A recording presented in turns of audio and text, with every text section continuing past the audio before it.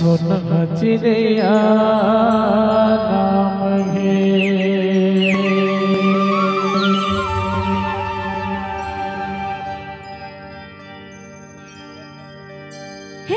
छत्तीसगढ़ के भैया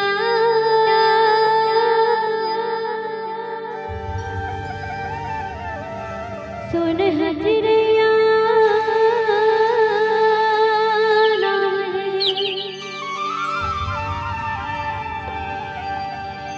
जी हाँ बसे गुरु घासीदास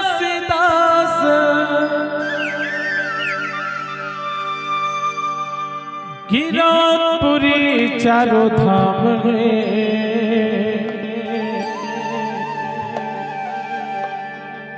ए मोर छत्तीसगढ़ के भैया हजरिया नाम है। छत्तीसगढ़ के भैया सुन हजरिया नाम है।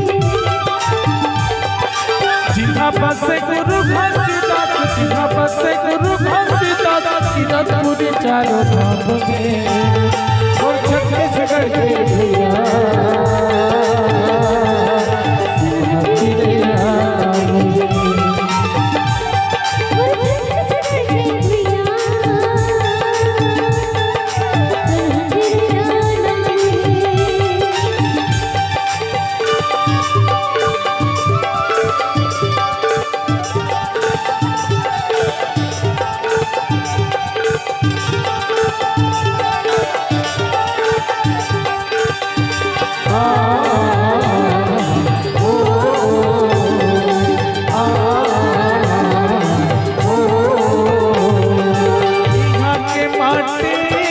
चंदन लागे मात बजे से बंदन साजे।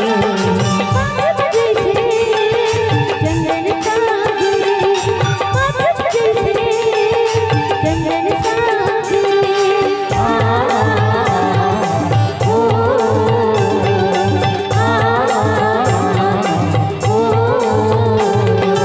ढोल नगारा मादर बाजे करमत दरिया पंछी नाचे।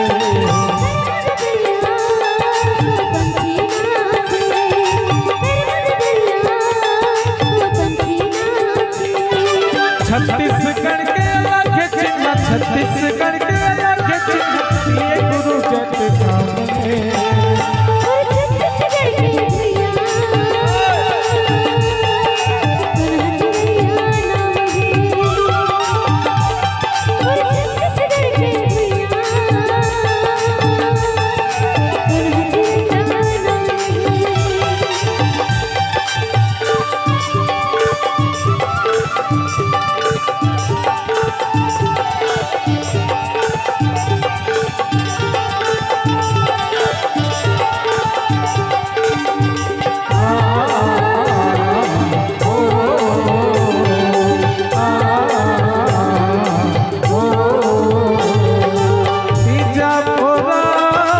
छठ हनेरी जुर्मिन मनाथन चढ़त गेरी।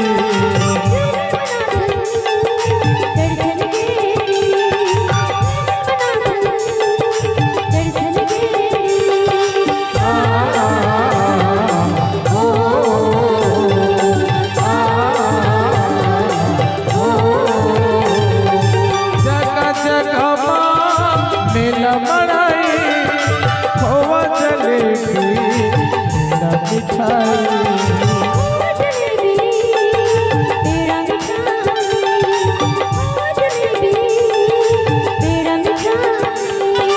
ठेठरी खुरमी बड़ा सोहारी ठेठरी खुरमी बड़ा सोहारी यहाँ के खान पान में।